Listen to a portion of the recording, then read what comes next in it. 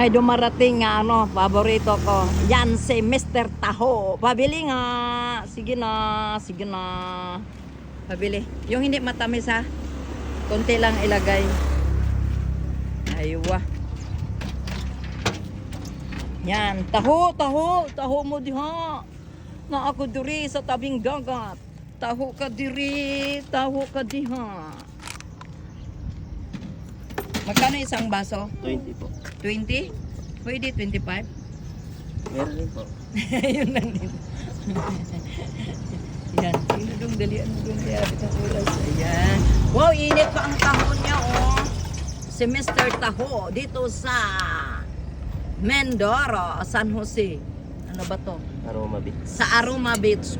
Oh, tingnan nyo mga dagat-dagat dihiri. Dagat mo diha, malinaw ang dagat diri. At saka yung nagtataho, malinaw din ang mata kasi kumakain ng taho. Aywa. Wow, sarap. Kunting ano lang ha, matamis ha. Isang ano lang. Scoop. Oh. Aywa.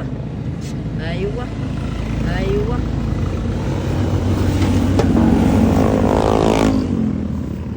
Yan, lagay ng konting matamis. Oh, tama na. Wow, init pa mga guys. Init pa yung taho ni ano ni Brother Louie. Aywa. Papang. Thank you. God bless. Yan. Okay. Cheers. Aywa.